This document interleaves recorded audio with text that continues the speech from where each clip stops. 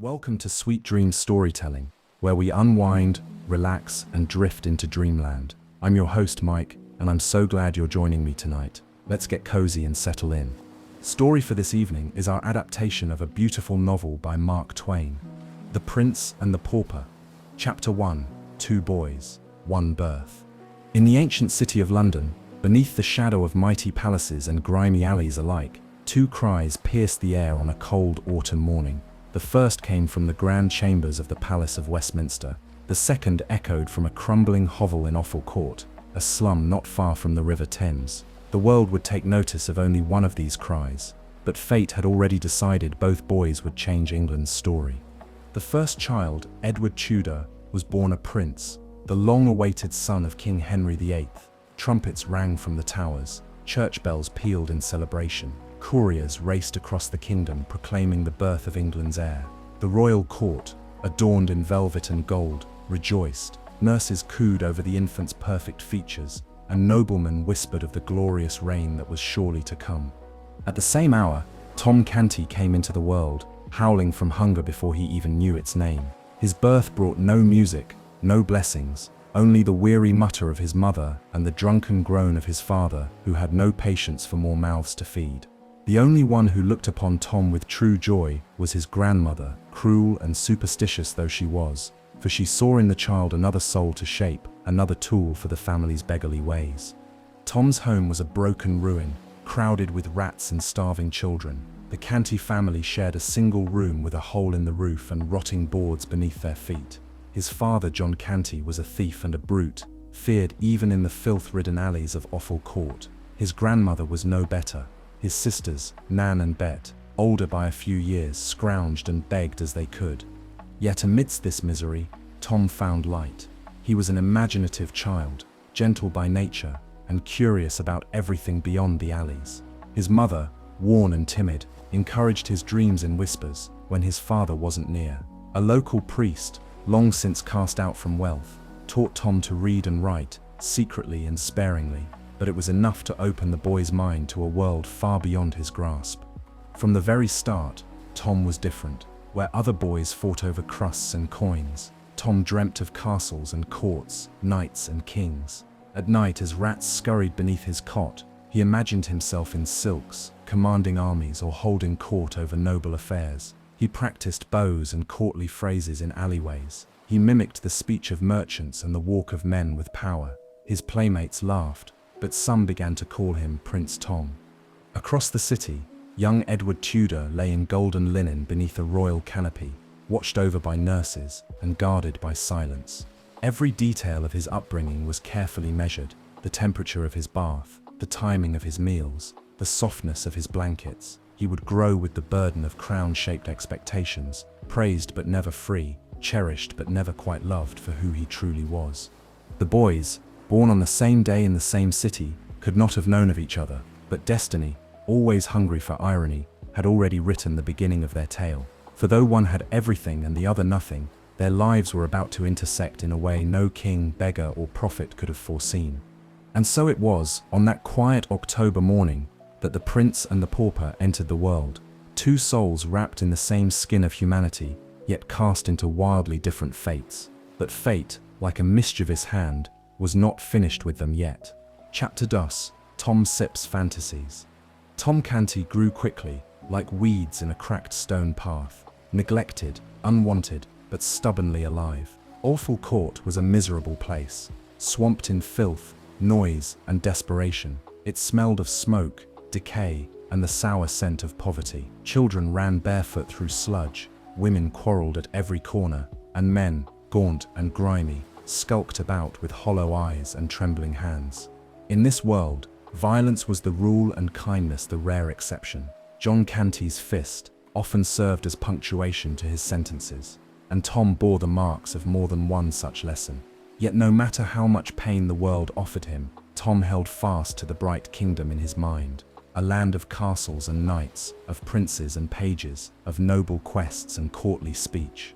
He had never seen a prince, of course, but he had seen a woodcut of one once, tossed aside by a merchant wrapping fish. The figure was elegant, his face serene beneath a crown, his robe falling in folds of silk. Tom had smuggled it home, and hid it beneath his thin straw mattress, studying it in secret until every line was etched into memory. That image became the seed of an ever-growing fantasy. Whenever Tom could steal a moment alone, on the steps of a broken church, beside the river, or lying on his pallet at night, he imagined himself not as Tom Canty of Offal Court, but as a noble figure, born for greatness. He pictured himself walking through vast halls, adorned with marble and gold. He imagined eating food served on silver trays, speaking with kings and queens, and being addressed with titles that glittered in the air. His playmates, rough boys who usually preferred throwing stones and stealing apples, were puzzled by Tom's strange behavior. He would command them in mock court sessions, assigning roles, one boy as a knight, another as a traitor, others as lords and squires. With bits of string for crowns and sticks for scepters, he turned the muck of Offal Court into a realm of law and chivalry. The other boys laughed, sometimes indulged him, and sometimes beat him when they grew tired of his games. At home, Tom's fancies were not tolerated. His grandmother scoffed at his mad dreams, and John Canty cursed him for idling. But Tom's mother, pale and thin, saw something in her son that the others could not. At night, while the others slept, she sometimes asked him to speak like a prince. She would smile faintly as he held his head high and spoke with practiced grace, and though she never said it, she hoped one day he would escape Offal Court, not as a prince perhaps, but at least as someone who could read, think, and dream. Despite the misery around him, Tom's heart was tender. When he came across injured animals or crying children, he tried to help. His imagination gave him more than escape. It gave him empathy. In his dreams, a prince was not cruel or proud. A prince was wise, kind, and just. That Tom believed was what royalty should mean. One day, Tom wandered farther than usual. Driven by curiosity and a growing boldness, he left the squalor of Offal Court behind and entered the wealthier districts of London. The change was overwhelming. Cobblestones gave way to clean streets, ragged beggars to fine-dressed gentlemen. Horses, sleek and well-fed, trotted past carriages gleaming with brass. Tall windows reflected a world Tom had never imagined could be real. Eventually, he found himself near the gates of the royal palace itself. He stopped, wide-eyed, clutching the iron bars like a child clinging to a dream. Behind the gates, the palace rose in elegant tiers, its walls glowing in the sunlight, its guards in bright livery standing stiff as statues. Everything shimmered with power and dignity. Tom pressed his face between the bars and stared in awe, whispering to himself the names of kings and heroes he had read about in scraps of old books. There, within that world, lived the boy he had only dreamed of, the Prince of England, a real one, a boy like him, and yet not like him at all. As he stood there, lost in reverence, a guard spotted him and shouted. Tom flinched, his stomach twisting in fear, but he couldn't run. His legs seemed rooted to the spot. The guard stormed toward him, raising a hand to strike. But before the blow could land, a voice rang out from within the courtyard, clear, firm, and commanding. "Hold, what harm has he done?" A boy stepped forward. His clothes were rich, his posture regal, but his eyes were curious and kind. It was Edward Tudor, Prince of Wales. Chapter 3. A Chance Meeting. The royal gardens were not meant for paupers, but fate has a strange way of bending boundaries. Tom Canty stood paralyzed, still gripping the iron bars of the palace gate, his heart pounding in his chest like a frightened drum. The guard, large and ruddy-faced, had raised his hand to drive the beggar boy away, perhaps with a blow that would send him tumbling back into the alleys where he belonged. But the voice that interrupted, firm, youthful, royal, stayed the man's arm at once. The boy who spoke stood just inside the gates. His bearing was unmistakable. The way the guards reacted told Tom all he needed to know. This was the prince. "Open the gate," Edward commanded, stepping forward. "Bring him to me." The guard hesitated. "Your Grace," he said I said, "bring him." The command was not repeated. The gate was unlatched and swung open with a metallic groan. Tom, half dazed with fear and awe, was gently but firmly pulled into the courtyard. His bare feet left dusty prints on the palace flagstones. Edward approached him, curiosity shining in his eyes. They were about the same height, the same age. Both boys stared at each other, struck by something neither could quite put into words. "What is your name?" Edward asked. Tom Canty, your grace, Tom stammered, bowing low with the exaggerated flourish he had practiced so many times in alley games. Edward grinned. You know how to speak properly. Where do you live? In Awful Court, my lord. Edward blinked. Awful Court. Is that a place or a punishment? Tom chuckled before he could help himself, then flushed. But the prince didn't seem offended, only more intrigued. You're not like other boys I seen from the city. You speak almost like a gentleman. How did you learn? Tom hesitated, then answered truthfully. A kind priest taught me, sir. I like to read and imagine things. Imagine things? What things? Tom's eyes lit up. He hesitated again, unsure if he dared say it, but something in Edward's face made him feel bold. I imagine I stump a prince, Tom said, living in a grand palace like this, with servants and music and banquets, with laws that are fair and people who aren't set beaten for stealing bread because they set hungry.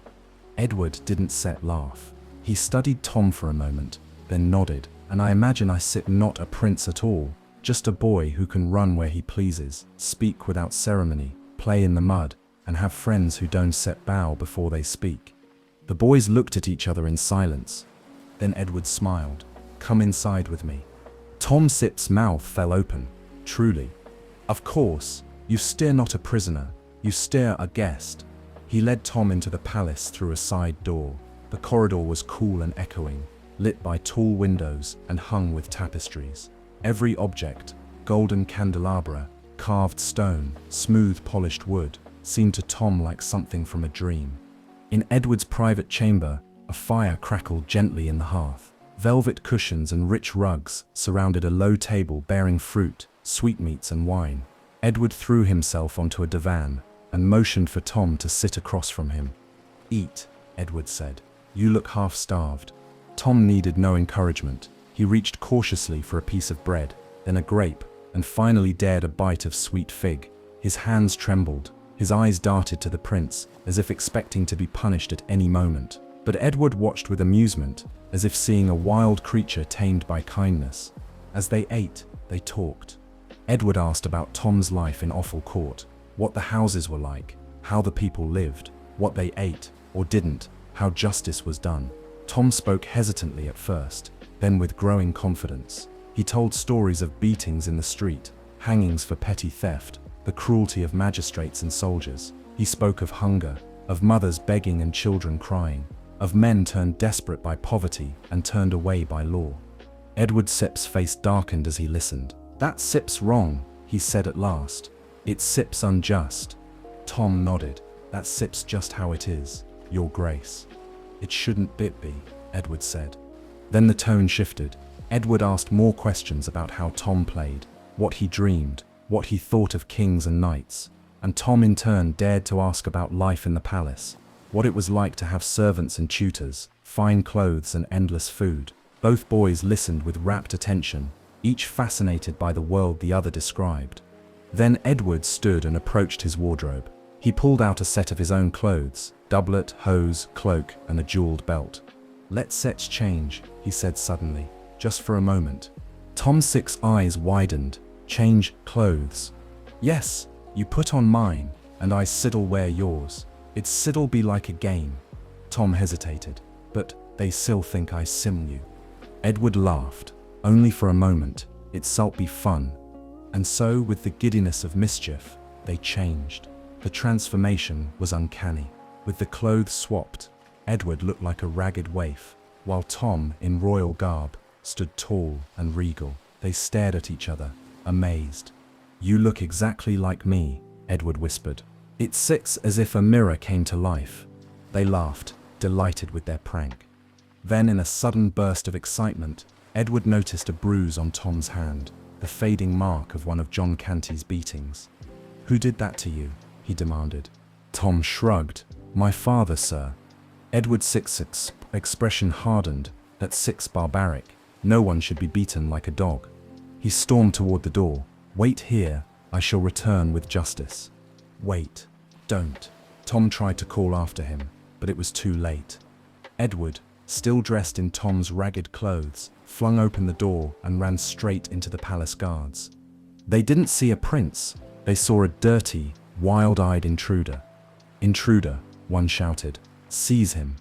Edward tried to explain, but they didn't listen. He was dragged out through the gates, shouting that he was the Prince of Wales, to the laughter and jeers of the guards.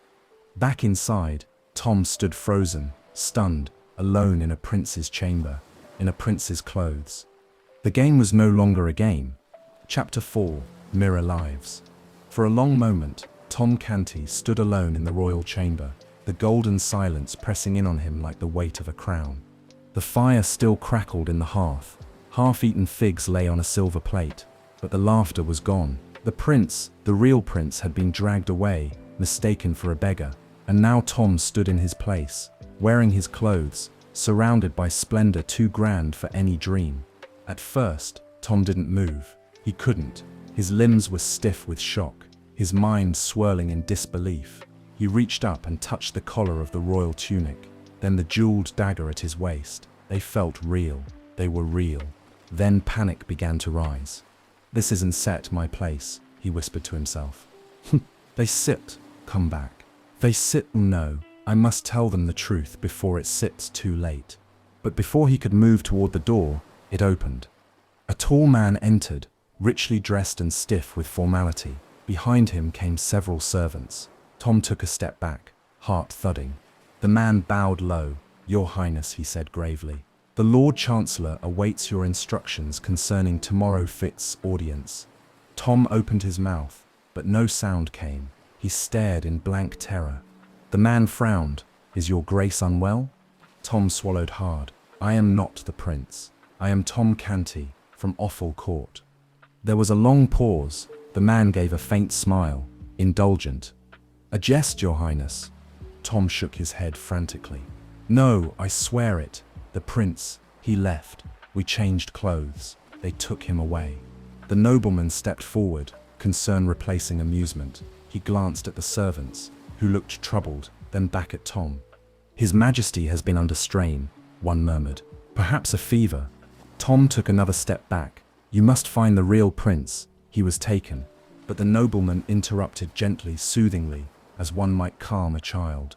"Your Grace, you have had a shock. A rest will do you good. The court physician shall be summoned at once." "I am not the prince," Tom cried, but his voice cracked, and the effort left him weak. Two servants stepped forward, guiding him toward a padded chair. He sank into it, dizzy with fear and confusion. The room spun. The voices around him blurred. How could they not see the truth? He looked around for something, anything to convince them, but the room gave no help. Every corner was royal, every garment regal, every object foreign to his life. The mirror showed a noble face framed by a velvet collar and golden trim. It looked like the prince. It looked nothing like Tom Canty. Was that really him? Even he wasn't set sure anymore. Down in the streets of London, the real prince was experiencing his own storm of confusion. Edward Tudor was still shouting as he was thrown out of the palace gates, but the guards, laughing and muttering about mad beggar boys, paid him no heed. He landed hard on the cobblestones, his fine hands scraping against the dirt. The gate slammed shut behind him. He stood, brushing dust from the rags he now wore. They stank of smoke and sweat, and clung to his skin. His head spun with rage. "I am the Prince of Wales," he declared loudly to a gathering crowd. "You will regret this insolence." The passers-by stopped, stared, and then laughed. "A prince, are you?" An old woman jeered. "Well, where sips your crown then, eh?" "Ay," said a fishmonger, grinning. "Did the king throw you out for sneaking sweets from the table?" Edward's 6 eyes flashed. "Silence, all of you. I tell have your heads for this treason." But his voice only made things worse. A street urchin threw a turnip. Someone else snatched at his sleeve. Within minutes, Edward was running, chased by jeers and curses. When he finally ducked into an alley and the noise faded behind him, his breath came fast and shallow. This was the world outside the gates. This was what Tom Canty had spoken of, where justice was cruel and no one listened unless you had power or coin. Edward had always known these people existed, but from a distance, now he was among them, one of them, and utterly alone.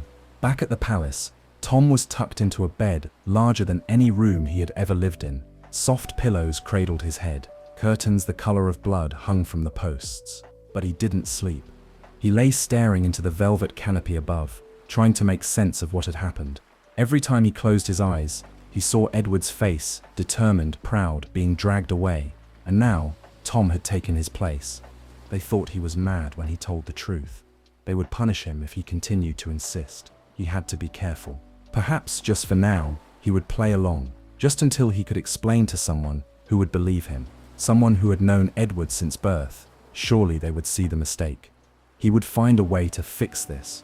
But deep down, a strange feeling stirred in Tom's chest. Fear, yes, but also awe.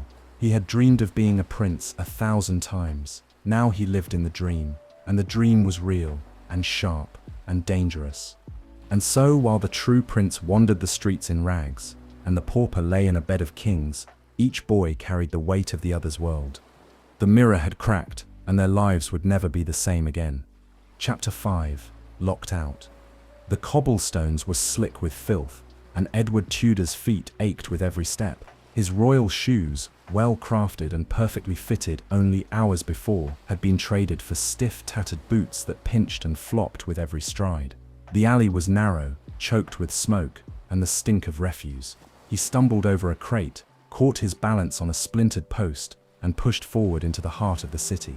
He had always imagined the streets of London as bustling but orderly, full of tradesmen and carriages, and bright banners fluttering in the breeze. But the true city, the one behind the silk-draped windows and polished stone gates, was a different thing entirely, a writhing maze of hunger, cruelty, and suspicion.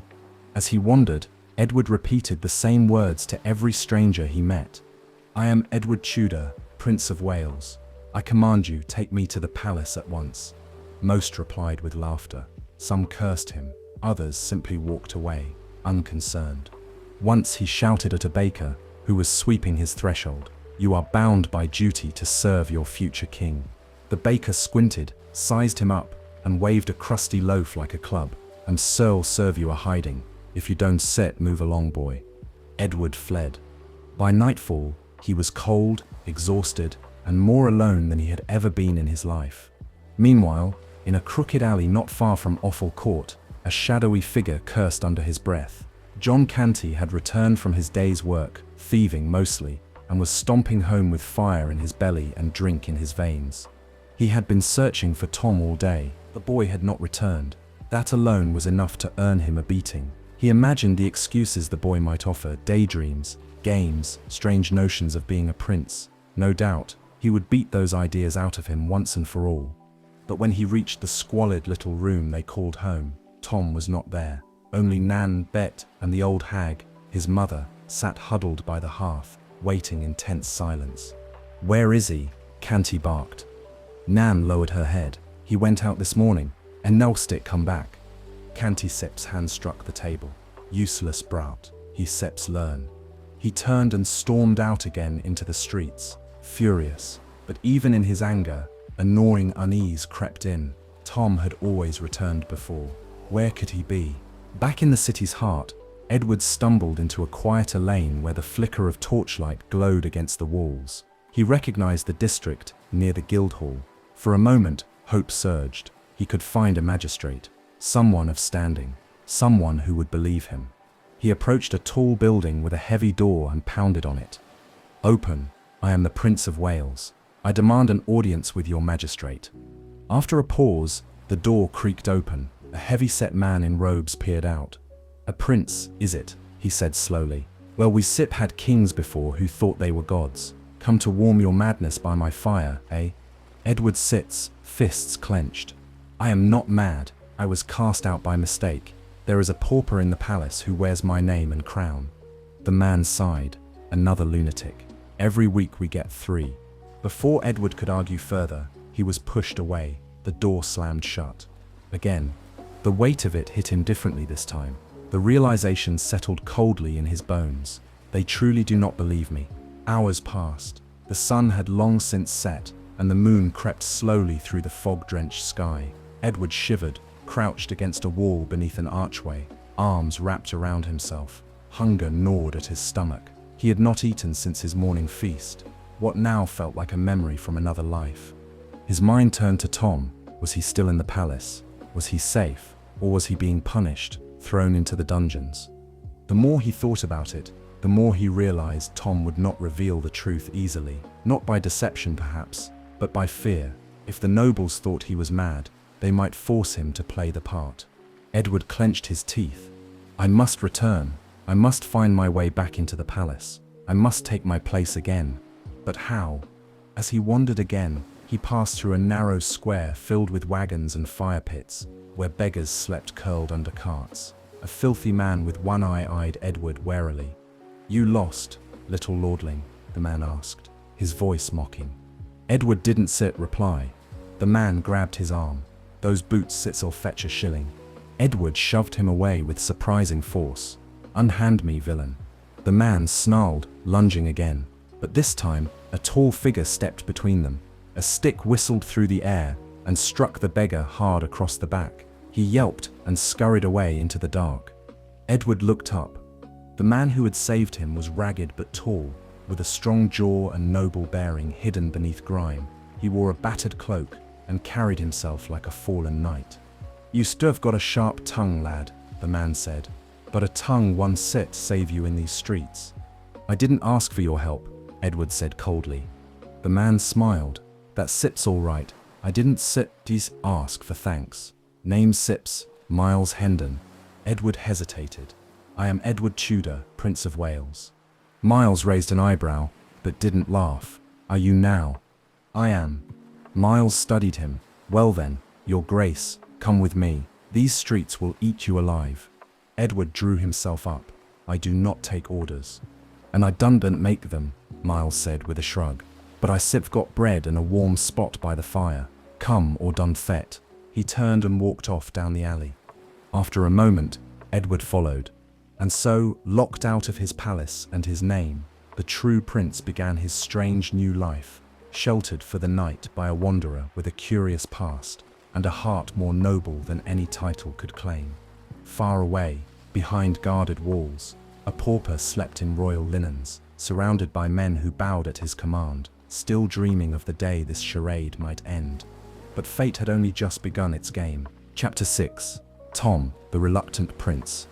Tom Canty awoke wrapped in softness he had never known, beneath blankets thick and warm as midsummer fields. For a few disoriented moments, he forgot where he was. The ceiling above him was carved with gold leaf vines, and rays of morning sunlight streamed through stained glass windows that painted the floor with hues of ruby and sapphire. Then he remembered. The palace, the clothes, the mistake. And Edward. The dream, no, the nightmare was real. Somehow impossibly he had become the boy who wore a crown, and the true prince had vanished into the streets of London. He sat up slowly, the silks rustling around him like leaves. He half expected the guards to burst in and drag him away, shouting that the deception was over, that the game was up. But instead, a knock came at the chamber door, polite, measured. Your Grace, may we attend you? Tom flinched. He wasn't used to being asked anything.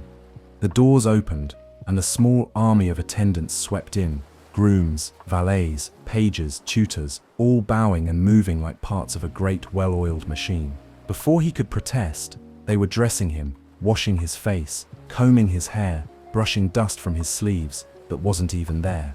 He was a puppet among silk strings, too dazed to resist. They treated him like royalty, spoke to him in reverent tones. No one questioned who he was. Tom tried again, timidly. Please, I must tell you. But one of the older servants placed a gentle hand on his shoulder. Your Majesty, we understand. The ordeal has left you confused. Do not distress yourself.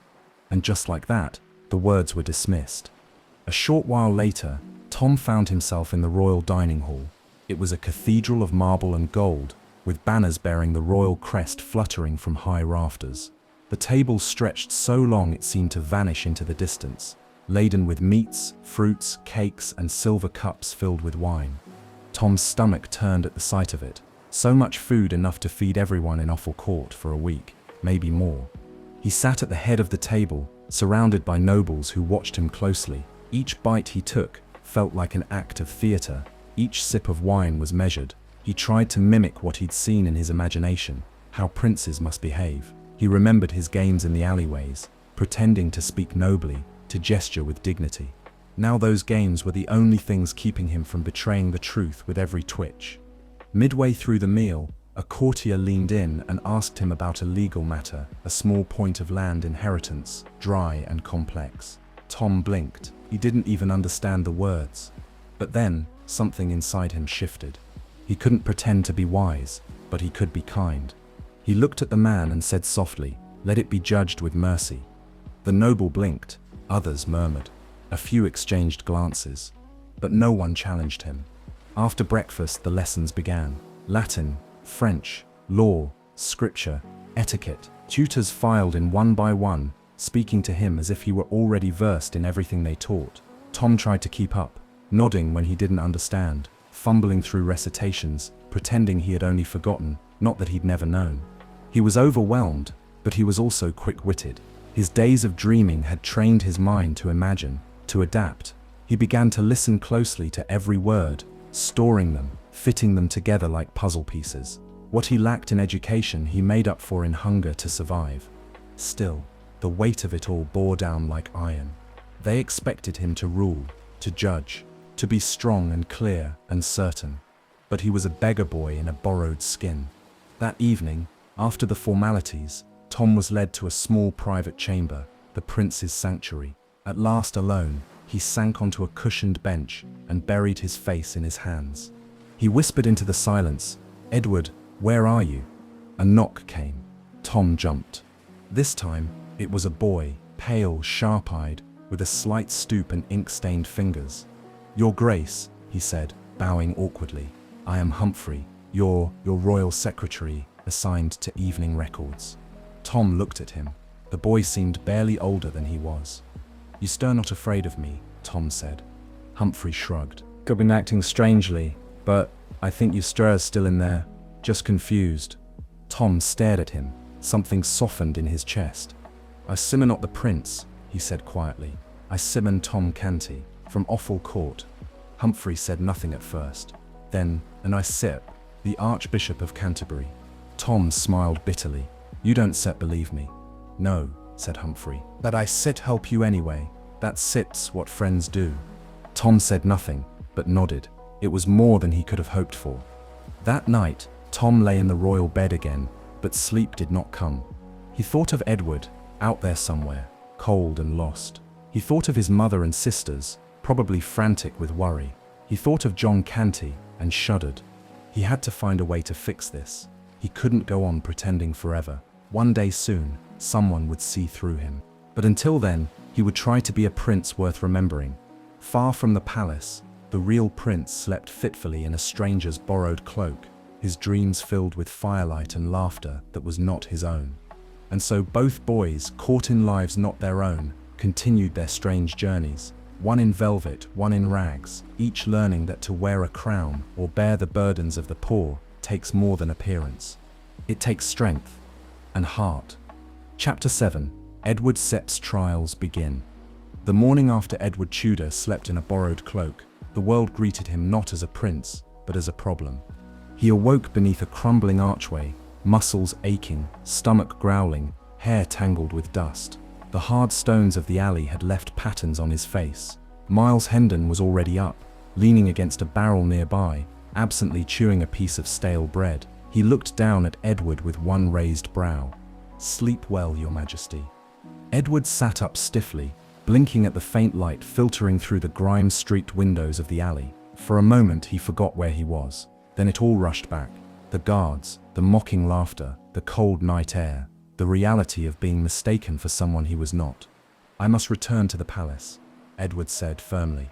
Miles tossed him a crust of bread. "Yum said that 5 times since we met. I'm starting to believe you."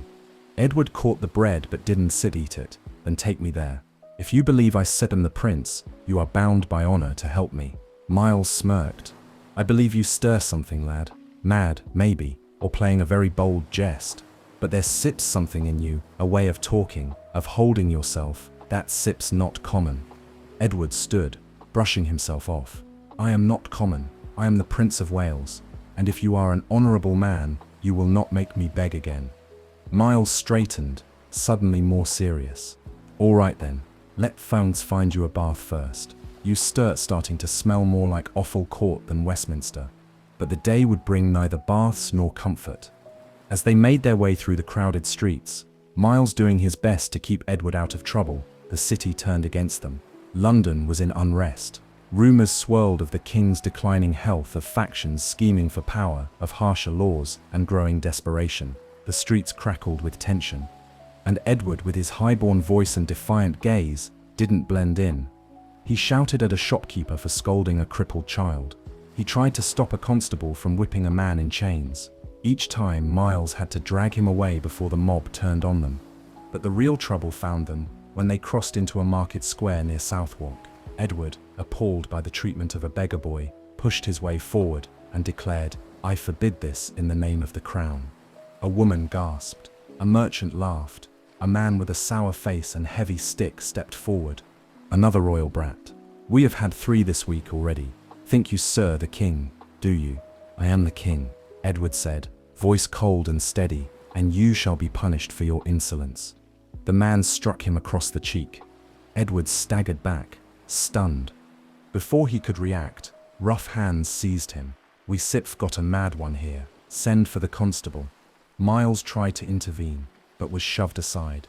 Edward was dragged through the streets like a common criminal. Children jeered, men mocked, women shook their heads. Somewhere in the distance, church bells rang, but not for him.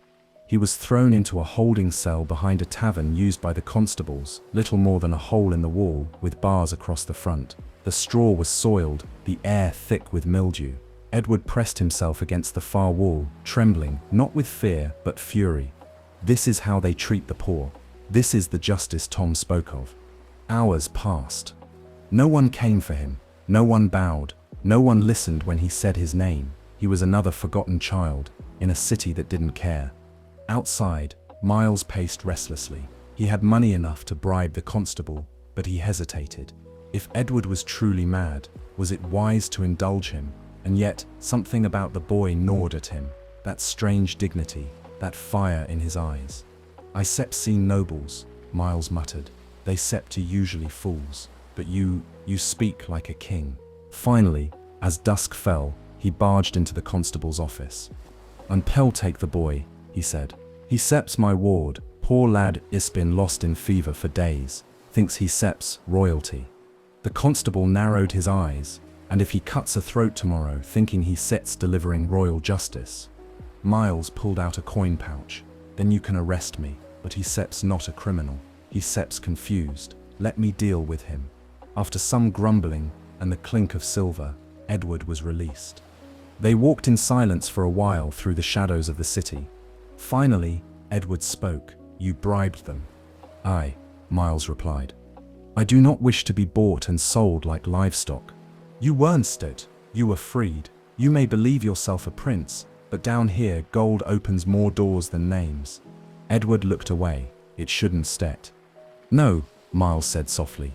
"It shouldn't sit." That night, they sheltered in an abandoned stable on the edge of the city. Edward curled beneath a moth-eaten blanket, staring at the slats in the roof above.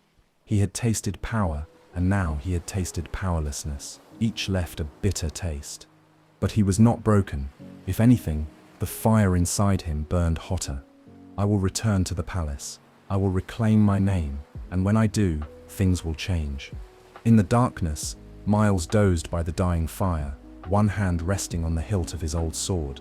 And beside him, a king, crowned only in spirit, watched the stars through holes in the roof, and vowed silently, "I will never forget what it means to be powerless." Chapter 8. On the Run. The sun rose sullen and red over London, casting a rusty glow across the rooftops and chimneys. Smoke curled from tavern hearths and bakeries, just waking to life, while the streets below came alive with the familiar grumble of carts, clatter of hooves, and the shouts of merchants calling out to the early risers. But in the shadows beyond the market stalls and alleyways, 2 unlikely companions moved swiftly and cautiously, one dressed in tattered clothes, yet walking with the stiff dignity of royalty, the other taller and broader, his battered sword swinging at his hip and a protective scowl on his face. They were on the run. Edward Tudor, rightful heir to the throne of England, now wandered his kingdom like a hunted fugitive, his crown exchanged for grime and bruises. At his side walked Miles Hendon, a soldier of fortune who claimed noble blood, but lived by his wits and a handful of rusty coins. Edward was silent, his expression tight with thought. His cheek still bore the fading mark of a blow from the day before, but more deeply than the bruise, he bore the sting of humiliation. His word meant nothing, his title a joke, his name a burden. Miles glanced down at him. "How seps the royal jaw, your majesty?" Edward raised his chin, not bothering to answer. Miles chuckled. "Still proud, I see. That sip's good. Pride sips a fine shield, until you meet a sword." "I shall remember that," Edward said coldly, "and I shall remember your loyalty too, when I am restored to my throne." Miles sighed. "You sit, a stubborn one. I will give you that. You really believe you sit, or get back?" "I do not merely believe it," Edward said. "I know it. The hand of Providence is upon me. I shall return." "Providence should send a horse and an army then," Miles muttered.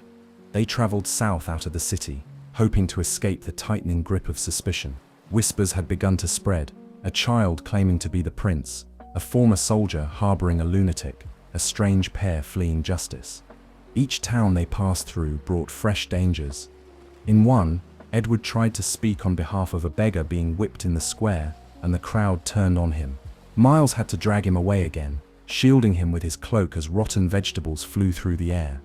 In another, they narrowly escaped a gang of cutthroats who took offense to Edward's imperious tone and Miles' stubborn refusal to back down. It ended with a broken table, a bruised shoulder, and both of them sprinting down a muddy lane with angry shouts chasing them into the night. They stole food when they had to, begged when they could, and often went to sleep cold and empty. The world had no pity for strange boys with royal airs and no coin. One evening, after a particularly long day of walking through wet fields and thorny hedges, they came upon a ruined chapel at the edge of a forest. Its roof had half collapsed, but there was shelter beneath the stone archways, and the remnants of a dry fire pit told them travelers had passed through recently. Miles gathered kindling. Edward sat near the cold hearth, his arms wrapped tightly around his knees. "I was born in that palace," he said softly. "Every stone of it knows my footstep. I knew the names of the guards at every gate. I played with their children, and now they would not even let me speak." Miles looked up, but said nothing. "I never understood," Edward continued, voice distant. "Not truly. I was taught history, law, justice, but I never saw it, not like this." "You're seeing it now," said Miles, striking a flint. Edward nodded. "Yes, and I will not forget it, not when I am king." The fire caught and flickered, casting warm light across the cracked altar. "I don't know if you serve mad, lad," Miles said, "but if you are, you serve the best kind of mad, the kind that believes he can change the world." Edward smiled faintly. "What about you, Miles Hendon? What were you before you were a vagabond with a sword and a story?" Miles leaned back and stared at the stars through the broken roof. "I was the second son of a noble house," he said. "Went off to war, came back to find my brother had taken my lands and told everyone I was dead, tried to fight it, lost. So now I drift." "Then we are not so different," Edward said. Miles laughed. "Except you were born with a crown, and you were born with a sword," Edward replied. "Perhaps we each have a role to play." They sat in silence after that, warmed by fire and companionship, two exiled souls sharing the same dream, that truth might still be heard, that justice might still be found, and that a crown, though misplaced, could one day be worn rightly again. At dawn, they would be on the run once more, toward uncertainty, toward danger, toward fate. But for now, they rested in fragile peace, a prince without a throne and a knight without a title. The road ahead was long, but they were not walking it alone. Chapter 9. Tom grows in the role. Tom Canty no longer startled at the rustle of silk. He no longer flinched at the trumpet fanfare that preceded his every entrance, or the bowing servants who whispered "Your Majesty," as if the words themselves were sacred. He had learned which fork to use, how to stand at court without slouching, how to sign royal decrees with a flourish that disguised trembling fingers. He was learning, day by day, how to be a prince. And yet every night, as he lay beneath the velvet canopy of the royal bed, He whispered Edward's name into the darkness like a prayer. It had been over a week since the switch, a week since fate, or perhaps mischief or madness, had placed a pauper from Offal Court on England's throne. Tom had tried again and again to tell the truth, but no one would listen. Or rather, they listened, and then politely dismissed him as a boy afflicted by some temporary fever of the mind. They didn't believe him because they didn't want to. So Tom made a decision. If he could not escape the lie, he would at least live it with honor until Edward returned. He would not be a false king in name only. He would be a better prince than the world expected. His first test came during a formal audience. A man stood accused of poaching from royal forests. The penalty was clear, a harsh fine and weeks in the stocks. The man, gaunt and trembling, begged for mercy. He had taken only a single rabbit for his starving children. Tom glanced at the nobles around him. They waited for a nod, a word, a gesture of dismissal. But Tom could not do it. He cleared his throat. "Has he broken the law?" he asked. The Lord Chancellor stiffened. "Unquestionably, Your Majesty." Tom leaned forward. "Then let the law be amended." A murmur swept through the room. Tom raised his voice. "A man should not be punished for trying to keep his children alive. Henceforth, let it be known. Starvation shall not be answered with cruelty. If this man is guilty, then I share his guilt, for I would have done the same." The room fell into stunned silence. Then slowly, the Lord Chancellor bowed. "As Your Majesty commands." That night, whispers spread throughout the palace and beyond its walls. The prince had changed. He was no longer aloof and arrogant. He spoke kindly. He listened. He questioned things that no prince had questioned before. At court, some dismissed it as illness, others as divine inspiration. But among the common people, in taverns and workshops and crowded markets, a new kind of hope stirred. Perhaps, some said, this young king will be different. Tom Sip's courage grew with each passing day. He examined the laws brought before him, not just for form but for fairness. He asked about debtors' prisons, about branding and hangings, about child labor and the taxes placed on bread and grain. He stumbled through Latin lessons and mispronounced diplomatic titles, yes, but he never failed to ask. Why must we do it this way? Why should the poor suffer so? Why must justice always wear the face of punishment? These questions, gentle but persistent, began to shape the palace itself. Old men accustomed to bowing and silence now found themselves engaged in strange conversations with their young ruler. And somewhere deep within him, Tom discovered that the fantasy he had once played at in alleys and dreams was now a life with real weight, real power, and real pain. He missed his mother's face. He ached for Nan and Bet. He wondered, did they believe he had run away? Had they mourned him? Had they given up? Sometimes he would look out over the gardens and imagine Edward somewhere out there in rags, cold and alone. Hold on, he thought, just a little longer. I'm doing the best I can. One afternoon, as Tom walked through the palace garden, flanked by two silent guards, a lady in waiting rushed to meet him. Your Majesty, she said, breathless, the Lord Protector requests your judgment in a matter of royal appointments. He awaits you in the council chamber. Tom hesitated, then nodded. Tell him I shall be there shortly. She bowed and hurried off, but Tom didn't sit move. Instead, he turned toward the wall of the garden, where ivy crept like green lace over grey stone. A bird sang nearby. Somewhere behind the wall, children's laughter echoed faintly from the street beyond. He closed his eyes and breathed in deeply. For a moment, the palace faded. He was just Tom again, not a prince, not a ruler, just a boy in a strange skin, doing his best to wear it with dignity. That evening, as he sat alone in the candlelit chamber, a court servant brought news. The king, King Henry VIII, was gravely ill. The end seemed near. Tom froze. Edward would be king, which meant he would be king if the mistake was not undone in time. Panic twisted in his chest. He stood and paced. He must come back, Tom whispered. He must return before it sits too late.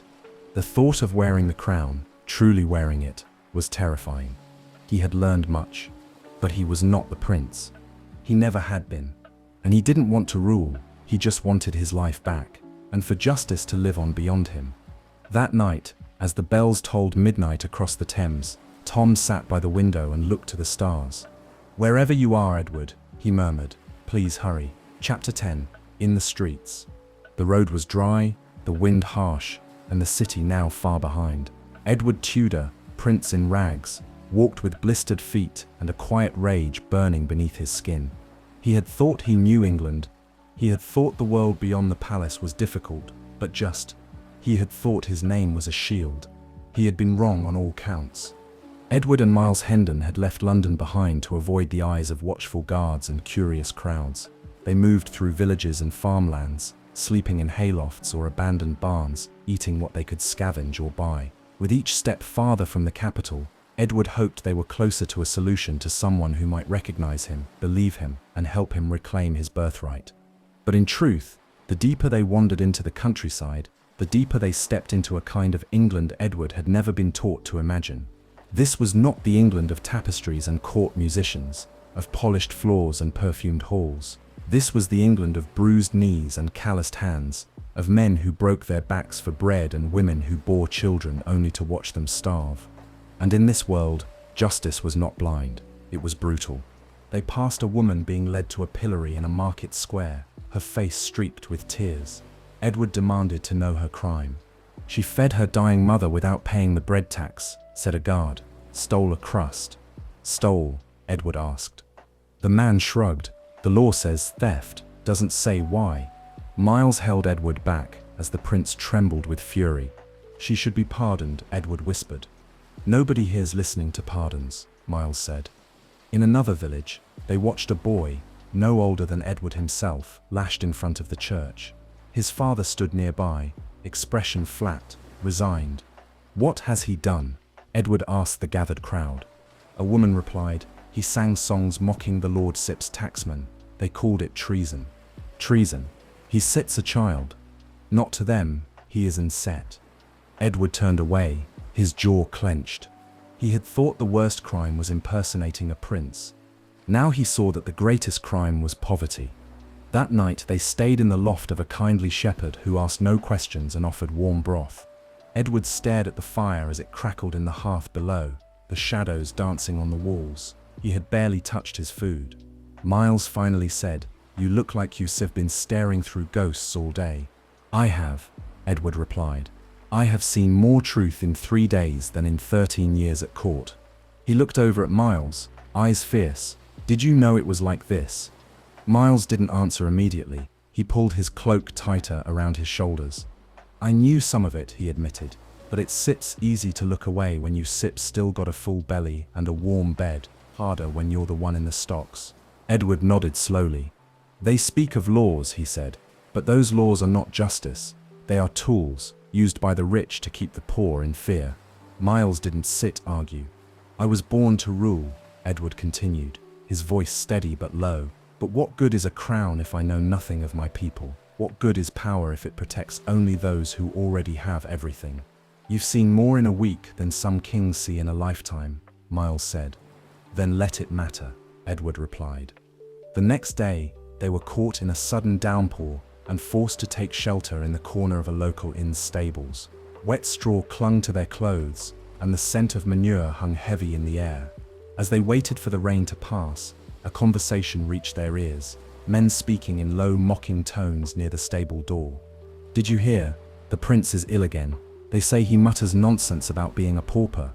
Or maybe it is a pauper wearing the princeps face. Some strange game afoot in that palace. But what does it matter? We pay the taxes either way." Edward froze. Miles glanced at him. "I must get back," Edward said, rising suddenly. "In time," Miles said calmly, rushing one. "Sit help if we sit a dead in a ditch. Let's be wise about this." But Edward shook his head. "The more time passes, the more the lie becomes real. The people deserve the truth. I cannot rule them through silence." Miles nodded. "Then we still head north, espere Semele and Hendon Hall. If they haven't turned to wolves, we may find rest and a way to reach the court." Edward looked out at the dark clouds overhead. "Then let's not waste another moment," he said. As they slipped once again into the wet and winding roads of England, Edward walked with a heavier heart, but also with clearer eyes. The streets had shown him what no book or tutor ever had. He had walked among the forgotten, and now, he vowed, he would not forget them. Chapter 11. Miles and the second sip. Miles Hendon had never expected to become the protector of a boy who called himself a king.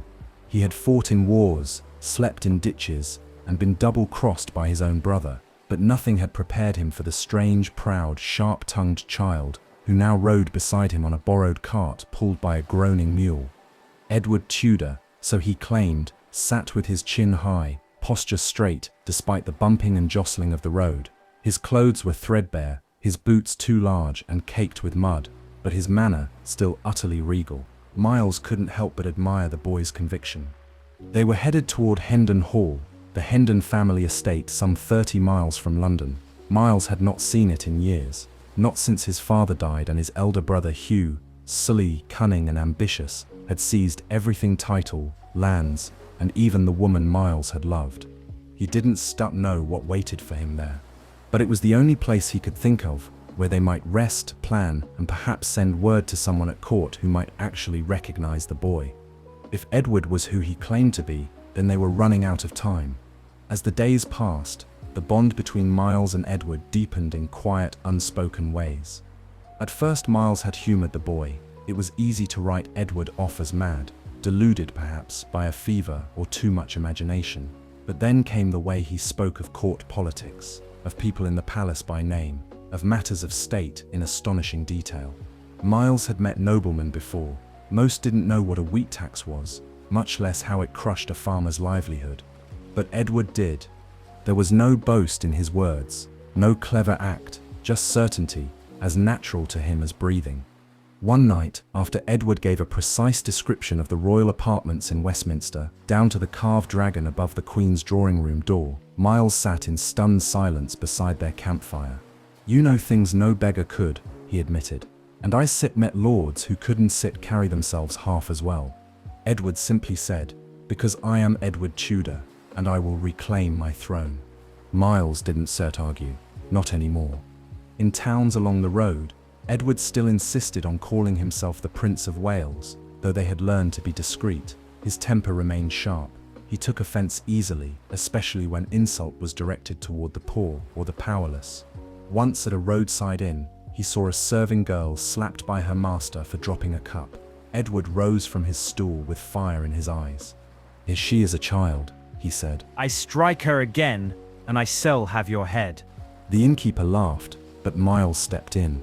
"You'll have nothing unless you sit down," he muttered, through his teeth, guiding Edward back to the bench. "Remember, we sat still playing the pauper, not the prince." Edward fumed, but obeyed. Later that night, they left quietly, giving the girl a small coin and a whispered blessing from His Majesty. As they drew nearer to Hendon Hall, Edward began to ask questions. "Why did your brother betray you?" he said one afternoon, as they crossed a field of tall grass. Miles shrugged. "Power changes men. Or maybe it reveals what was already in them. Hugh was always clever, too clever. When our father died, he seized the estate and convinced everyone I was dead, and no one questioned it. Some did, but when land is at stake, people pretend not to hear the truth." Edward nodded slowly. "I understand." "You do?" "Yes," Edward said. "I see it now, how easy it is to let lies live, if the truth is inconvenient." Miles smiled faintly. "We make a good pair, didn't we? The dispossessed knight and the exiled king." "Not exiled," Edward said, "only misplaced." Miles laughed. "Very well, misplaced, but mark me, boy, I shalt help you find your place again. And maybe in doing so, I shalt reclaim mine." Late one evening, they stood on a rise overlooking a patch of wooded land. In the distance, nestled between dark groves and rolling hills, sat a grand manor: stone walls, tall chimneys, shuttered windows. "Hendon Hall." Edward stepped forward. "Is that it?" Miles stared, eyes hard with memory. "Aye, home once." "Will they recognize you?" "They might, or they might throw me in the ditch." He paused, then looked down at Edward. "But if they do, they said'll answer to the king." Edward smiled. "You set learning, Sir Miles." Miles bowed with exaggerated grace. "And you start remembering what it means to lead." They descended the hill in silence, both feeling the weight of the moment. Ahead lay a confrontation years in the making. Behind them, London stirred with secrets. And across the kingdom, the real king remained hidden in plain sight. his crown forgotten, but his purpose growing clearer with every mile. Chapter 12. False Justice. The gates of Hendon Hall stood tall and grim, flanked by ancient trees and the silent statues of stone lions now moss-covered and weather-worn. As Miles and Edward approached, a strange stillness settled over them, a silence too heavy for a home that had once been filled with life. Miles Hendon hadn't seen this place in years, not since his brother Hugh seized it from him with lies and forged letters, casting him out of the only world he had ever known. He'd thought this return would bring satisfaction, perhaps even justice. But as he stepped onto the gravel path, dread knotted in his chest. A servant answered their knock, a pale, nervous man who blinked rapidly when he saw Miles. "Master Hendon," he stammered. Miles straightened. "The very same. You said supposed to be dead." "I was misinformed," Miles replied dryly. "Now fetch your master. Tell him his brother has returned." The man fled without another word. Edward looked up at him. "Are you ready?" "I Sepp waited 5 years for this," Miles said. "Let Sepp see if truth still has a place in this house." The doors opened wide, and Hugh Hendon appeared at the top of the stairs, flanked by guards. He had changed, leaner, colder, and sharper than Miles remembered. His eyes were the same, calculating. He descended slowly, studying them both. "Miles," he said, voice silky. "By heaven, it is you." "Spare me your prayers," Miles said. "I step come to reclaim what you stole." Hugh raised an eyebrow. "Stole? You vanished. You were presumed dead. I acted to preserve the family legacy. You acted to preserve your greed. I acted to survive." Hugh Sepp's tone shifted. "And now you return with a vagabond child and a sword at your side. What am I to think?" Edward stepped forward, chin high. "I am Edward Tudor, Prince of Wales, soon to be King of England, and you will answer for your crimes." A beat of stunned silence. Then Hugh laughed. "Prince of Wales? This boy?" "He speaks the truth," Miles said, hand on his sword hilt, "and you would be wise to treat him with respect." Hugh Sepp's expression hardened. "You dare threaten me in my own hall." "I dare speak truth, in the place where it once mattered." Without another word, Hugh gestured to the guards. "Seize them." They were taken without ceremony. Miles did not resist, too shocked, too angry, too stunned by the betrayal that still had the same taste as it did years ago. Edward shouted and struggled, but the guards only smirked, clearly thinking him mad. They were locked in a stone chamber in the manor's lower floor, a prison in all but name. Edward paced the floor like a lion, furious. "This is madness. You saved me from the streets, only for us to fall into the hands of another usurper." "His game is old," Miles said bitterly, slumped against the wall. "He plays it well." "We must escape," Edward said. "You must get a message to anyone who can reach the palace. If word spreads that I am imprisoned here." He trailed off, because who would believe him? Later that day they were summoned before a magistrate brought not to court, but to a makeshift hall on the Hendon estate, where Hugh had arranged a mock trial. Edward tried to speak. "I am the rightful heir to the throne. I demand." "You are a child," the magistrate said coldly, "and worse, a mad one." Hugh stood to the side, arms crossed, every word from his lips dipped in poison. "He claims royal blood. He travels with a vagabond. What more proof do you need of delusion?" Miles was charged with impersonation, trespassing, and assault on his own brother. Edward was labeled a lunatic, to be remanded for care and supervision. There were no arguments, no witnesses, no defense. Only a sentence. They were separated. Miles was dragged away in chains. Edward was taken to a village gaol, a place for the broken and the mad, where the poor and forgotten waited behind rusting bars. He was shoved into a cell that smelled of mold and despair, the straw bedding black with rot. The guards slammed the door behind him.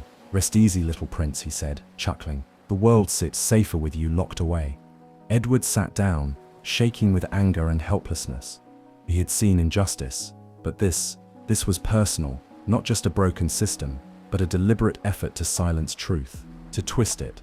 He closed his eyes and thought of the palace, the gilded halls, the weight of the robe he had worn, the sound of people calling him Your Majesty, and then he remembered Tom's face, wide-eyed, kind, overwhelmed. He wondered if Tom was still there.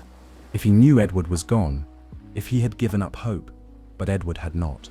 Even in that filthy cell, with only rats for company and bruises on his wrists, the fire in his chest still burned. "I will escape," he whispered. "I will return. And I will never again let injustice wear a crown." Chapter Tradishi, Tom Sepp's Conscience. The bells of Westminster tolled through the evening air, solemn and slow, casting long shadows through the palace corridors. The sound reverberated deep within Tom Canty's chest. Another day in royal garments. Another day living the lie. And now the kingdom teetered on the edge of a great change, one he feared he could not stop. King Henry VIII, mighty and merciless, lay dying, his breath rattled behind heavy curtains. His council whispered in corners, his death, expected by all, would crown Tom as England's next sovereign. But Tom Canty was not a king. He was a pauper, wearing a borrowed life. Tom stood in the king's private chapel, alone but for a flickering candle and the cold gaze of a marble angel. He didn't pray, he didn't know how, but he looked up at the painted ceiling and whispered anyway, "Edward, if you can hear me, please come back." His voice cracked. He had done everything he could to hold the deception at bay, to rule with fairness, to show mercy, to soften the sharp teeth of royal law. He had sat through trials and inquiries, read decrees, listened to scholars and advisors. Some still eyed him with suspicion, others marveled at his transformation, as if divine wisdom had descended on him with the crown. But Tom knew the truth. Every time a servant bowed, his stomach twisted. Every time someone called him Your Majesty, a little more guilt sank in. He had tried to explain the truth again and again, quietly, gently, but the nobles only smiled and nodded, convinced he was still suffering from that spell of confusion he'd had at the beginning. It was as if the entire court had decided reality was whatever made them most comfortable. And now that comfort had given birth to a terrifying reality. They would make him king. Later that morning, Tom sat in the royal council chamber as lords argued over matters of succession and state. His mind drifted. He remembered his sisters, Nan and Bet, how they used to play with broken dolls and threadbare blankets, laughing even when there was no food. He remembered the sound of his mother's voice, low and soft, the way she held his face in her hands when she still believed he could escape the filth of Offal Court. And he remembered his father, John Canty, whose beatings taught him that fear could silence truth. He wondered if they thought he was dead, or worse, if they believed he had abandoned them. "Your Majesty?" Lord Hertford's voice cut through his thoughts. Tom looked up. "We asked your guidance on the matter of foreign envoys," the Lord repeated, gently. Tom paused, then spoke slowly. "If we are to meet them, let it be in honesty, not ceremony. Let them see England as she is, not as she pretends to be." The nobles exchanged surprised glances, but none objected. That night, Tom sat with Humphrey, the young scribe assigned to assist him. Humphrey had become the only one Tom could speak to, honestly, though even he could not quite accept the full truth.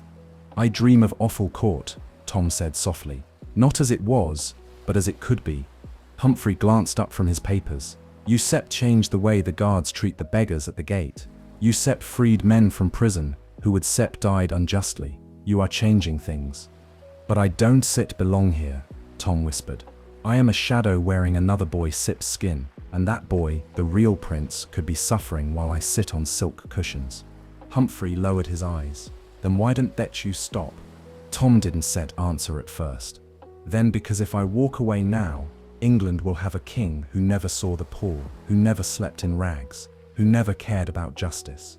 And maybe I can do something good before the truth is found." The next day, the Archbishop arrived with a solemn face and a scroll in his hand. "The king has passed," he said.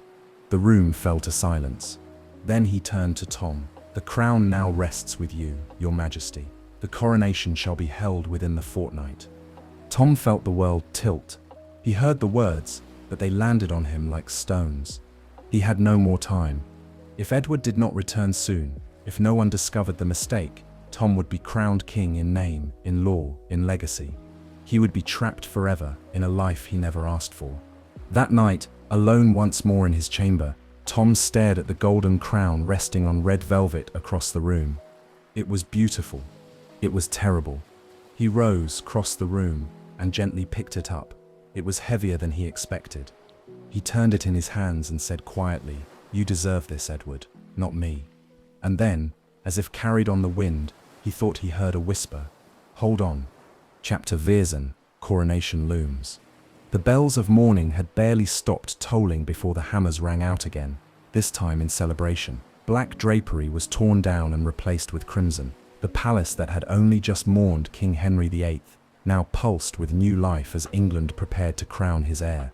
Or rather, the boy they believed was his heir. Tom Canty watched it unfold like a dream he could neither wake from nor control. The palace had become a theatre of pageantry. Silk banners fluttered from towers. Gold leaf was applied to every corner that might catch the sun, and nobles from across the kingdom poured into London, hungry to witness the birth of a new reign. The city pulsed with anticipation. Merchants crafted commemorative tokens, bakers sculpted royal cakes, minstrels sang songs of the boy king, whose mercy had already begun to soften the law. And at the center of it all was Tom, dressed in velvet, rehearsing his lines, carried from chamber to chamber like a cherished relic. But inside, he felt hollow. Each bow he received was a dagger. Each cheer from the crowds below was an echo of a lie. Lord Hertford, one of the king's chief advisors, stood beside Tom one morning in the royal dressing chamber, watching him with a faint smile. "You've grown more regal by the day, Your Majesty," he said. "Even your silence feels noble." Tom looked at him. "And yet, you still see a boy who claimed to be someone else just weeks ago." Hertford chuckled softly. "All kings come into their crown with uncertainty. You have shown wisdom that many never find. But what if the truth is not what you believe it to be?" Tom asked, more seriously. The smile faded. "Do you mean to say?" "I mean to say," Tom said carefully, "that perhaps the truth is more complicated than it seems, that the crown may rest where it was not meant to."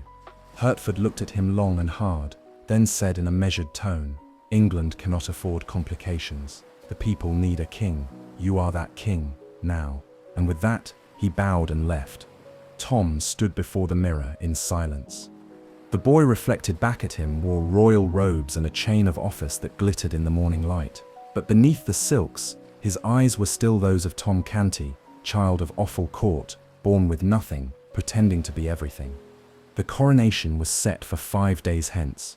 5 days, and the crown would rest on his head before the eyes of the entire kingdom. 5 days, and the mistake would become law.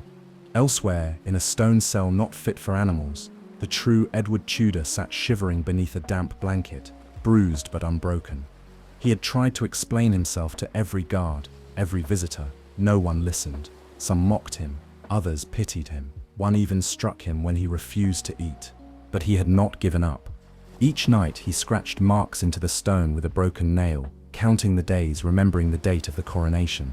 "Tom will not let it happen," he whispered into the darkness. "He will not steal my crown." Still, doubt lingered like frost in his bones. What if Tom had changed? What if he liked the taste of power? And then one morning, the cell door swung open. Miles Hendon stood there, bruised but grinning. He held the keys in one hand and a stolen sword in the other. "You didn't think I'd leave without you, did you?" he said. Edward nearly collapsed with relief. "Is it true?" he asked. "Is the coronation near?" 4 days, Miles said. "If we ride fast, we can make it in 2. Edward stood, legs weak but heart afire. "Then let's sit ride. We have a kingdom to reclaim." Back in the palace, Tom tried once more to speak the truth. He asked to address the Privy Council, asked them to consider a possibility, even a theory, that the true prince might still be alive. But they dismissed him gently, again. "My liege," one said, "you are under great pressure. These doubts are natural, but they are unfounded. The people love you, the court trusts you. There is no other, no other." The words echoed in Tom Sip's ears like a curse. He fled the chamber, not to hide, but to think. That night, alone in the chapel, Tom stood before the royal crown. It rested on red velvet, gold shining in the light of 100 candles. It was more than metal. It was history, authority, legacy, and it was not his. He reached out, fingers hovering just above it, but he did not touch. Instead, he whispered, "Please, Edward, come back. I cannot do this." Outside, the wind howled over London. And far down the road, 2 figures rode hard through the night, one with a sword, and the other with a rightful name. Chapter 15. Escape from danger. Hooves pounded against the rain-drenched earth. Mud flew in clumps behind the galloping horse.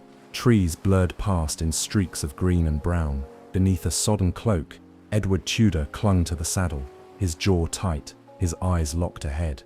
Beside him rode Miles Hendon, his sword at his side, his eyes constantly scanning the road behind them. The rain had not let up since dawn. The wind howled like a hunting beast at their backs. They were being pursued. It had not taken long for the gaolers to discover the escape. Hendon's stolen keys, the emptied cell, the broken lock. Hugh Hendon's fury had roared through the village like thunder, and now, with gold in hand and vengeance in his heart, he had sent men after them. Men who would not hesitate to silence Edward for good, especially if they began to suspect the truth that the boy they'd mocked and imprisoned might truly be who he claimed to be. They rode through the night, past hedgerows and sleepy hamlets, following back roads and forest paths. Miles knew the land well. He'd grown up on these roads, but time was not their ally. "The palace is 3 days away at best," Miles shouted over the rain. "We won't be," Edward said. His voice was calm, but iron hard. He had come too far to fail now. By the second day, their provisions were gone, and the horses were growing tired. They stopped only to drink from streams and feed on whatever they could find in village stables, sometimes with coin, sometimes without. Miles apologized for each theft. Edward for once said nothing. The law could wait. On the third day, just before dawn, they crossed into the outskirts of London. Mist clung to the streets. Chimneys spit thin trails of smoke into the pale sky.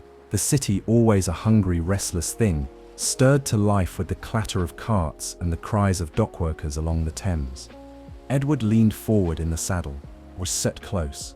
Miles nodded grimly, but so are they. At midday, they were spotted. A shout rang out from behind, a rider pointing, yelling, "There, the escaped prisoner." Miles cursed under his breath. They had hoped to slip through unnoticed, but Hugh's men were swift and relentless. Edward and Miles veered sharply down a side alley, dodging barrels and startled vendors. The city became a blur of noise and motion, cobbled streets, crowded markets, shouting voices, horses screamed, dogs barked, people scattered. They darted through a tannery yard and out into a maze of streets, twisting and doubling back, until finally they stumbled into a chapel yard and flung themselves behind a crumbling stone wall. Breathless, soaked, hearts pounding. "Did we lose them?" Edward asked, peering through the gaps in the stone.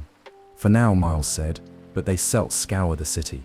Edward stood, eyes blazing. "Then we make for the palace now, before they catch us again." Miles hesitated. "We shall never be allowed through the gates dressed like this. You still wearing rags." Edward looked down at himself. Mud-streaked tunic, torn sleeves, bare hands. A pauper still, at least to any guard. Miles thought quickly. "There sits a tailor I knew years ago, near the Blackfriars, a loyal man. If he still remembers me." He didn't finish the sentence. They were running again. By nightfall, they stood on a bridge, looking across the river toward the palace. The towers of Westminster rose like jagged shadows against the moonlit sky. Banners flapped gently in the wind. Torches lined the battlements. And in the great square beyond the gates, a stage had been built. A coronation platform. Crowds had already begun to gather. It was happening. Tomorrow. Edward stared, transfixed. "That sits my crown," he said softly. "And they sit about to place it on someone else. Sit's head. Then we stop them," Miles said. "Tonight." They approached the gates on foot, dressed now in clean, but modest clothes, given by the old tailor, who had wept to see Miles alive and sworn them into his service without question. Edward walked with head high, each step heavy with purpose. But the guards did not bow. They blocked the entrance, arms crossed. No visitors after sundown. Miles stepped forward. "This boy is Edward Tudor, Prince of Wales. He sits here to reclaim his crown." The guards stared at them. Then one laughed. "We've heard that one before." Edward didn't hesitate. "I command you in the name of the crown, take me to Lord Hertford at once. Tell him the boy on the throne is a pretender and that the true king has returned." The guards exchanged uneasy glances. The name held weight, and something in Edward's voice, its fire, Its precision unnerved them. Still, they hesitated. Then, by sheer luck, or fate, a voice spoke behind them. Wait. It was Humphrey, the young palace scribe. He had come out to deliver a message to a courier, and now stared in stunned silence at the boy before him. Your Majesty, he whispered. Edward turned. Yes. Humphrey fell to his knees. Within the hour, the palace was in chaos. Secretly, quietly, the message passed from room to room. The prince has returned. The true heir is here. And somewhere, in his royal chamber, Tom Canty sat very still, holding the crown in his lap, as a soft knock echoed from the door. Chapter 16. The Final Test. The sky above Westminster was a vault of silver clouds. Bells rang from towers and minarets, their notes rising over the city like birds taking flight. The streets were flooded with people, merchants, lords, beggars and nobles, all jostling for a glimpse of history. It was Coronation Day. And at the very center of it all stood Tom Canty, clothed in robes he had not earned, walking a path he had never chosen. Inside the palace, the royal procession had begun. Tom stood in a side chamber just off the great hall, where golden banners rippled and trumpets called nobles to their seats. The crown rested nearby on a velvet pillow, waiting to be placed upon his head. It was beautiful, heavy, cold, and it filled Tom with dread. Your Majesty, said Lord Hertford gently, the Archbishop is ready. The people await their king. Tom stared at the crown for a long moment. I am not your king, he whispered. Lord Hertford froze. Your Majesty? Tom turned. I have told you the truth many times, and you chose not to hear it, but I will not allow a lie to be sealed with ceremony. He stepped forward, trembling. I am not Edward Tudor. I am Tom Canty, son of a pauper, born in Offal Court. I have worn his name, but I am not your prince. Gasps echoed from those in the chamber. One advisor stepped forward. My liege, you must be unwell. Please sit. No, Tom said. Louder now, his voice steady. If you do not believe me, then bring the one who does. The doors opened at that moment, and all heads turned. Two figures entered. One was grim and travel-worn, with a sword at his hip and fire in his eyes, Miles Hendon. The other wore clean, simple clothes, but his posture was regal. His eyes scanned the room with the cool certainty of someone born to command. He looked directly at Tom, and Tom, at last, broke into a smile.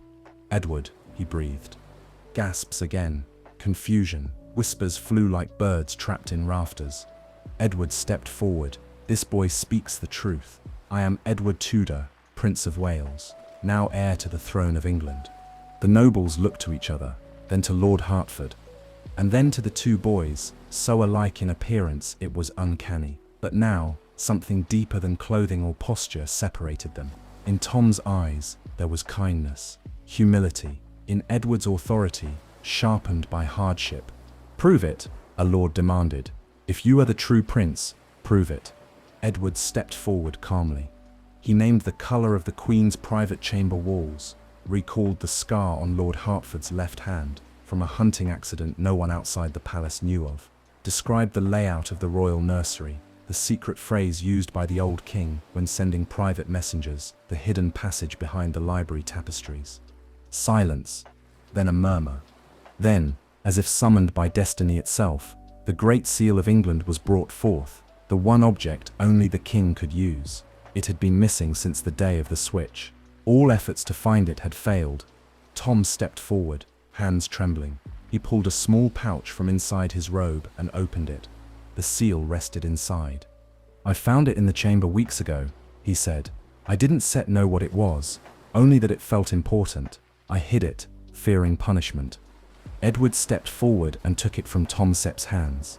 This has been mine since birth, and now it returns to me. He turned to the council. I ask not for recognition because of my blood, but because of the truth you see before you. One by one, the nobles fell to their knees.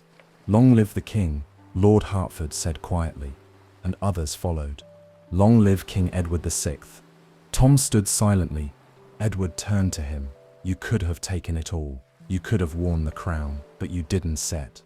Tom lowered his head. It was never mine.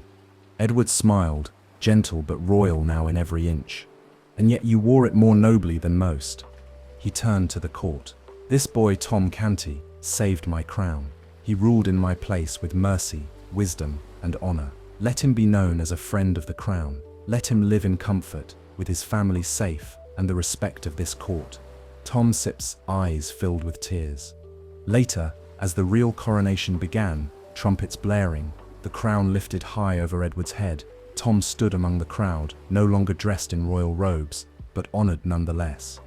He watched as the boy he'd once met behind the palace gates became the King of England, not just in name, but in truth. Chapter 17, Justice and Reward. The coronation of King Edward VI echoed through every church bell and village square in England. For most, it marked the end of an old era and the hopeful beginning of a new one. But for two boys, one born to the crown, the other born to the gutter, it marked the completion of something far deeper, the proving of character and the triumph of truth. For Edward Tudor, now truly crowned, it was not a return to what he had been, but the beginning of what he had become. And the first act of his reign was one of justice. A royal proclamation was issued within days of the coronation. A summons was delivered to Hugh Hendon, commanding him to appear before the king to answer for his crimes, false testimony, unjust imprisonment, and treason against the dignity of the realm. Hugh, believing the boy on the throne to still be Tom, arrived smug and composed. He left in chains. In the great hall, as nobles and officials looked on, Miles Hendon stood tall beside the king. When Hugh tried to protest, to spin a web of words and excuses, Edward raised his hand and silenced him with a single look. "You stole your brother's inheritance. You exiled him, and you dared to lay false charges upon my name," Edward said, his voice cold but clear. "I showed you mercy once," he added. "You returned it with cruelty. I shall not repeat the mistake." Hugh was stripped of lands and titles. His fate, to be banished from court, never to hold office or honor again, was a quiet but crushing punishment. For a man like Hugh, exile was worse than execution. Miles, meanwhile, was restored to his full rights and title, Sir Miles Hendon, Knight of the Realm and Lord of Hendon Hall. He tried to kneel, but Edward pulled him to his feet. "Stand, Sir Miles," he said, his voice warm. "You were a knight before I ever named you one." Next, Edward turned his attention to the kingdom he had seen up close, through Pauper's eyes. He issued decrees that stunned the court. Debtors' prisons were to be reviewed and emptied of those imprisoned for meager sums. Children convicted of petty crimes would no longer be hanged or branded. Food and firewood were to be distributed in harsh winters to the poorest citizens. Royal forests, long guarded for sport, would now permit commoners limited hunting rights to survive. Some lords balked, but Edward would not yield. "I walked their streets," he told them. "I saw their hunger, and I will be a king for all of England, not just the part that wears velvet." As for Tom Canty, he was not forgotten. The king offered him a life of comfort, clothes, education, and a place in the royal household. But Tom asked only for one thing, that his mother and sisters be found and brought to live in safety. They were found, frightened and worn, but alive. They came to the palace weeping with joy.